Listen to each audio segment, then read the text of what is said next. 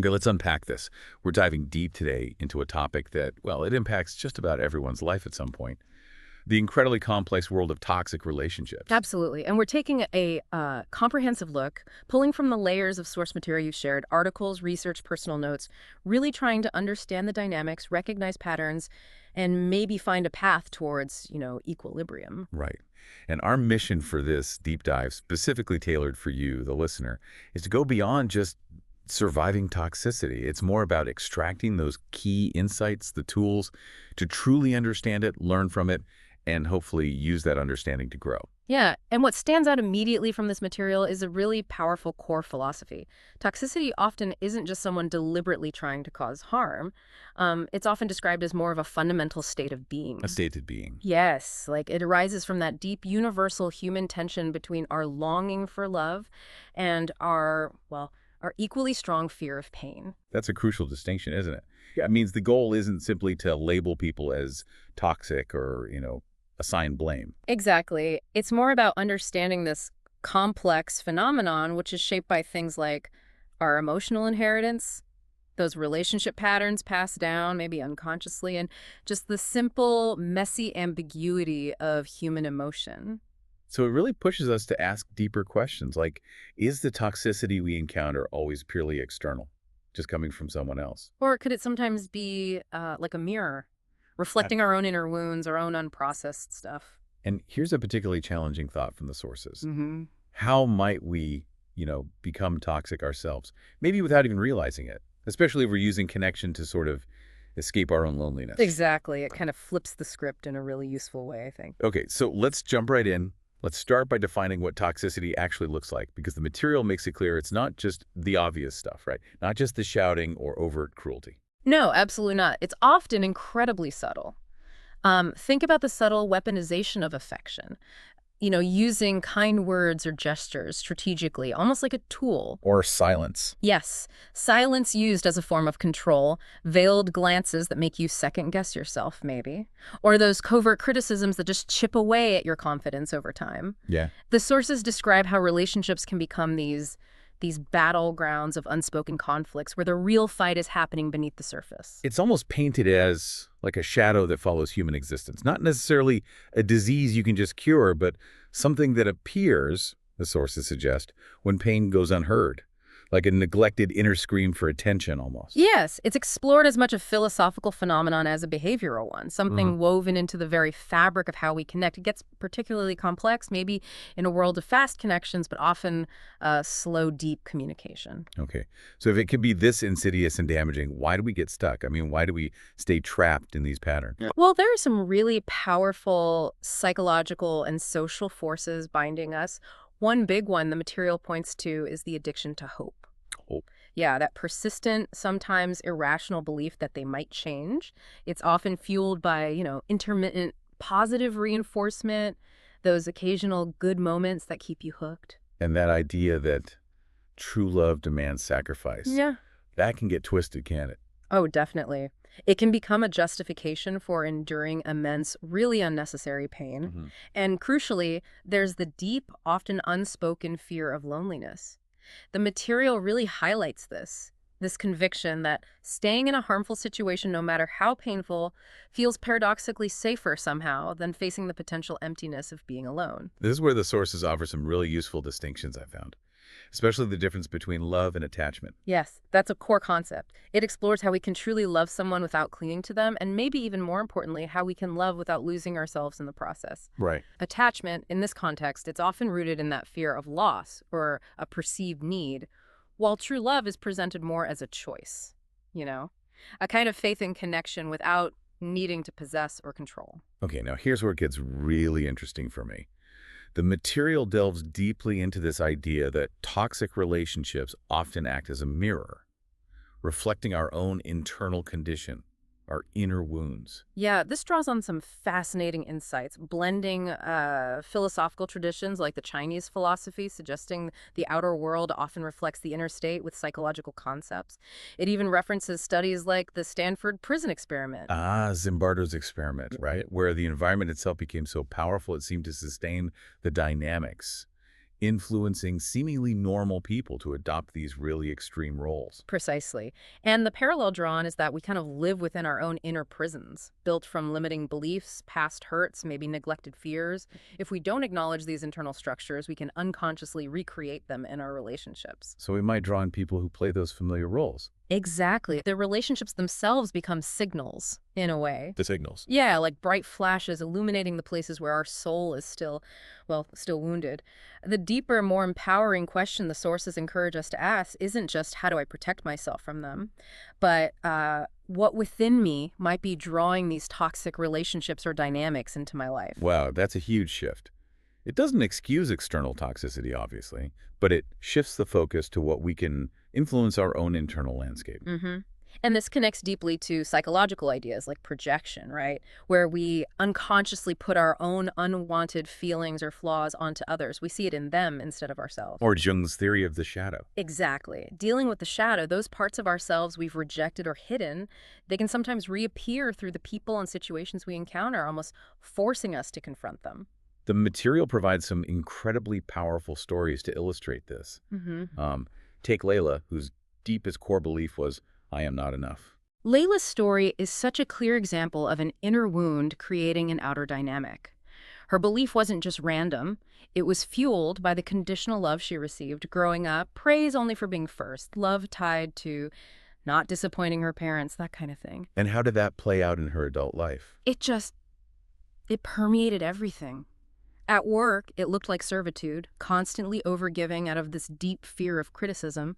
In friendships, they became these ongoing tests of her worth. Tests. Yeah, she'd give endlessly, apologize for everything, terrified of abandonment if she wasn't constantly useful or proving herself. And in love, it sounds like it became the most painful mirror of all. It really did. She attracted a partner who directly mirrored this deep-seated belief, actually telling her explicitly she wasn't worthy of him. Yeah, and she stayed, agonizingly, because leaving felt like it would be the absolute confirmation that she truly wasn't enough to be loved.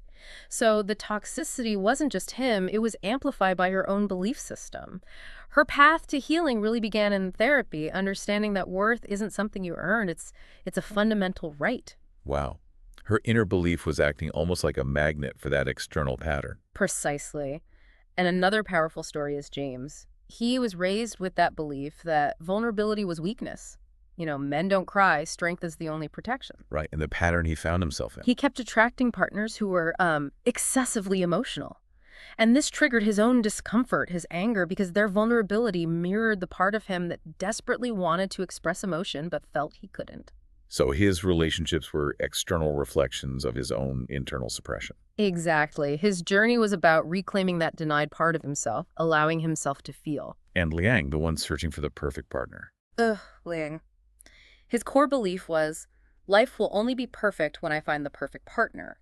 But of course, each woman he met, no matter how wonderful, ended up mirroring some part of himself he was denying: emotional suppression, hiding his true feelings, a deep fear of the future. So it wasn't really about them. Not fundamentally. He eventually realized the problem wasn't the people, it was his own internal dream of perfection, which was really a prison built from his fear of imperfection, both in himself and others.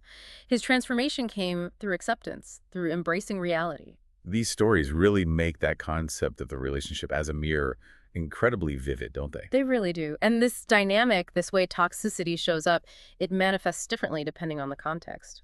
Should we look at some specific settings? Yeah, let's do that. Starting with romantic relationships. Yeah. The material talks about emotional illusion. Yes. Those intense initial feelings, often fueled by brain chemicals like dopamine, they can easily be mistaken for lasting safety or some kind of permanent refuge. We might fall in love with an idea of a person or a projected version of who we wish they were. And overlook the red flags because we're caught up in that initial rush. Exactly. That illusion. And our own biases don't exactly help here, do they? Not at all. Concepts like the halo effect come into play, where we see someone we're attracted to through rose-tinted glasses, just assuming positive traits across the board. Right. Or rosy retrospection, where after a relationship ends, we selectively remember only the good times, minimizing the pain we actually felt. These cognitive biases can really trap us or draw us back into unhealthy patterns. And what about bringing unmet desires into the relationship? Expecting a partner to fill all our voids. That's a big one. We often have these deep-seated needs or voids from our past, and we carry really high expectations that a partner will fill them. Now, desiring connection is healthy, obviously, but expecting another person to complete you or fix your internal issues, well, that can become toxic if you're not also doing the work to address those needs yourself. Then there's that classic pattern, the cat and mouse game. Yes. This is all about emotional manipulation techniques. Things like guilt tripping, giving random bursts of affection or attention after periods of distance or coldness. Hot and cold. Exactly. Calculated absences designed to create anxiety. The material explains how these unpredictable rewards actually rewire the brain. They create an addiction to the hope of connection rather than building a foundation of stable, predictable love. Like the story of Daniel, whose partner Elena's behavior was just so unpredictable. Precisely. Elena's sudden disappearances and reappearances, that whole pattern, it mirrored the conditional affection Daniel received in childhood, where love felt like this delayed, uncertain reward. He was trapped in that cycle, not really by genuine love, but by the fear of losing the hero image he was trying to fulfill by saving her. He was afraid that without that role. He'd have to face himself and his own vulnerabilities, yeah. Okay, moving beyond romantic partners. Toxicity is definitely present in workplaces and friendships, too. The sources discuss invisible authority. Right. Power isn't always loud commands or overt demands, is it? It's often subtle, like what's been called symbolic violence, power exerted through maybe a dismissive glance, a cutting hint, or even strategic silence. Wow. Recognizing these subtle cues is vital because they chip away at you without a direct confrontation. Studies, including some referenced from places like Harvard, show that self-awareness is just key to navigating these environments and protecting your well-being. And toxic maneuvering, what's that about? That's the more subtle manipulation at play. Things like undermining your confidence with seemingly innocent remarks, maybe engaging in secret sabotage, or twisting blame to make you doubt your own reality, gaslighting, essentially. Yeah. The material emphasizes recognizing that these behaviors are usually about control, not genuine resolution. And the key is responding calmly, sticking to facts, rather than getting pulled into their emotional game. Friendship can also become a web of utility. Yes, turning friendships into transactional relationships, sometimes described using the concept of social capital, where one person is valued primarily for what they can provide. And discarded when they're not needed anymore. Pretty much, like the story of Nadia and Layla. Right. Tell us about that. Well, Nadia gave endlessly emotional support, sometimes financial help, just constant time, while Layla mostly just silently consumed, only really present when she needed something. Nadia's painful realization, after Layla ghosted her for a bit, was that the quiet of solitude actually felt better than the sheer exhaustion of that kind of exploitation. That's rough. It is. The material highlights that true friendship relies on reciprocity, mutual respect, not just one-sided giving. And what about that subtle violence in friendships? Those undermining remarks or backhanded compliments dressed up as jokes. Oh, that's such an insidious form of toxicity precisely because it's so easy to dismiss or to be told you're just too sensitive. Right. But undermining remarks, invalidating your feelings, habitual last-minute cancellations that disrespect your time, these are subtle ways of chipping away at someone's self-worth. The material suggests potential roots might be in, well, emotional hunger, unconscious class dynamics, or even, again, a reflection of the other person's own unresolved issues or shadow. How does someone even begin to escape that kind of subtle web? It sounds tricky. It is. The sources offer a kind of survival map, though. It starts with emotional diagnostics, like journaling, maybe, to honestly track how different interactions make you feel. Okay. Maybe creating emotional heat maps, you could do this mentally or even visually, of which relationships drain you versus which ones energize you. I like that idea. Heat maps. Yeah. Then using assertive diplomacy to set boundaries calmly but firmly. And, crucially, seeking strategic alliances, cultivating friendships with people who genuinely uplift and support you, finding your tribe. Family dynamics, though, that adds another incredibly complex layer, doesn't it? Oh, absolutely. We inherit emotional patterns from our families. It's like an emotional inheritance. Yeah. Love might have been expressed through control, maybe concern was shown as criticism, or perhaps warmth was hidden behind rigid expectations. Developmental psychology shows how we internalize these early prototypes for relationships. Like, so it's not learned behavior. It's like Deeply embedded. Very much so. And navigating these family relationships is often a constant balancing act between boundary and connection. You need both.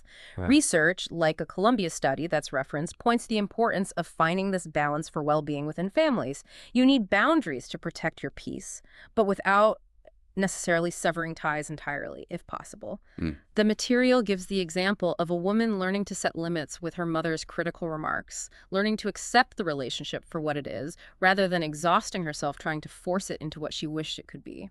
Which leads to that really crucial idea, the wisdom of acceptance. Exactly.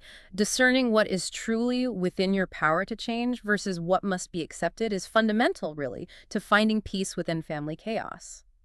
Acceptance isn't surrender. It's more like an active choice to live with awareness, focusing your energy on your own responses and boundaries. Asking, is this within my power? Okay, so we've built this really rich understanding of what toxicity is, why we can get trapped, how it acts as a mirror, and how it shows up in different parts of our lives. Now, the big question, how do we navigate the healing journey and move past it? Well, it all circles back, fundamentally, to self-awareness. The sources reiterate this again and again. It isn't just navel-gazing. It's presented as a vital survival tool, a compass guiding you inward with humble, honest questions like, why do I feel this way in this situation? It's about deep observation of your own reactions and patterns. And setting healthy boundaries comes up as absolutely essential, like non-negotiable. Totally non-negotiable. And they aren't walls to keep everyone out, are they? They're more like clear lines that define where you stand, what you will accept, and how you deserve to be treated. It takes courage, though. Immense courage. Saying no without feeling riddled with guilt, asking for space, asserting your needs. The material emphasizes that boundaries are needed in all relationship types. Family, friends, partners, work. Even with yourself, maybe? Absolutely. And they're also presented as an act of mercy towards others in a way, teaching them how to relate to you respectfully, even if they initially react negatively, which they might. Communication and constructive conflict are also highlighted as key skills, right? Yes. Active listening, really hearing, expressing your feelings clearly without accusation. I feel sad when X happens versus you always make me sad. And being willing to own your own mistakes. Conflict isn't avoidable. No, it's a natural part of relationships. The goal isn't to avoid it, but to handle it constructively. Pausing when emotions are high, focusing on the core issue or need, working towards mutual solutions. The story of Nadia and her husband moving from that tense silence to honest, vulnerable conversation is a great example of this kind of shift. The material also makes a really powerful point that healing isn't about forgetting or erasing the pain. Not at all. It's about transforming that pain into, well, into light, into wisdom. Concepts like post-traumatic growth are touched upon. Right. The idea that significant challenges and pain, while terrible to experience, can sometimes lead to profound growth and strength. Pain is reframed as a signal, maybe even a doorway to deeper understanding. I like the imagery used, writing letters never sent to a younger self. Exactly. It's a powerful metaphor, isn't it, for turning your scars into stories, into maps. Not hiding them, but using them as proof of survival, as guides for yourself and potentially for others. The transformation is from feeling like a victim of the pain to becoming an agent in your own ongoing healing journey, taking charge. And reconnecting to that earlier idea, distinguishing love from attachment, feels really crucial here too. It absolutely is. True love, as explored in the sources, is presented as this conscious choice, rooted in faith and freedom, not in fear of loss. Whereas attachment. Attachment, conversely, is often about clinging out of fear, a perceived need for the other person just to survive, that terrifying idea that separation equals death somehow. Loving without clinging means accepting that distance or even separation might sometimes be an act of liberation for one or maybe both people. And self-compassion here is just vital, refusing to sacrifice yourself completely in someone else's struggle or pattern. The sources also touch on what's called a kind of psychoanalysis of the self. Sounds intense. It is deep work. It's the process of rebuilding your identity, especially after relationships have felt like prisons that confine who you are. It's described as descending inward, gathering the scattered fragments of yourself, All right. realizing your wounds aren't sources of shame, but actually proof of your resilience. And your scars are maps of where you've been, what you've overcome. It's about reclaiming the pen, authoring your own story, moving from being a prisoner of the past to being a warrior armed with new words like no, like boundaries, like self. And finally, the concept of compassion, Yeah. especially in a toxic world. Yeah, and this isn't about weakness. It's presented as a fierce, necessary courage. Yeah. And it absolutely must begin with self-compassion, recognizing that those internal whispers, like you are not enough, are just lies rooted in old wounds. Oh, it's not about just being nice to everyone. No, the sources introduce the idea of critical compassion, which means loving wisely. It doesn't mean opening yourself blindly to everyone who has wounded you or continues to wound you. It's an ethical stance, really, a conscious refusal to become like those who caused harm. It sounds like an existential choice almost. It's For survival. Yes, exactly. Rooted in clarity, choice, and respect for yourself and for the reality of the situation. Compassion, in this context, it transforms the pain. It doesn't pretend it's not there, but it prevents the pain from turning you poisonous in return. So wrapping up this deep dive then, the journey through toxicity isn't necessarily over just because you have awareness, but you, the listener, you now have these really powerful tools from the material we've discussed. Absolutely. Toxicity is a lived reality, isn't it? Showing up in countless subtle ways. Hmm. And at its heart, it's deeply connected to how we relate to the world and, maybe most critically, how we relate to ourselves. The most significant path forward is often internal. It really comes down to cultivating that self-awareness, having the courage to set boundaries, and choosing to live with clear awareness in each moment. The sources offer this compelling new equation. I thought this was great. Awareness of what surrounds you, plus courage to set boundaries, plus cultivating an inner peace that doesn't require sacrificing your humanity, defending your soul without abandoning your heart. That's a powerful guide. Yeah. And a balanced life, in this context, it isn't about escaping pain entirely, is it? It's more about learning to engage with it differently so you don't become toxic in return. Exactly. Revisit those core ideas. Healing is about rewriting the story of your pain, turning scars into maps. True love is about choosing connection without clinging out of fear. Rebuilding your identity means seeing your scars not as flaws, but as the maps that show you how far you've come. What truly stands out for me from all this material is this final thought. You are not a ship tossed helplessly by the tide. You are the sailor, equipped now to draw your own map. hmm And ultimately, your greatest triumphs are not found in defeating others or changing them, but in that courageous act of rescuing yourself from the wars you might unconsciously wage against your own reflections.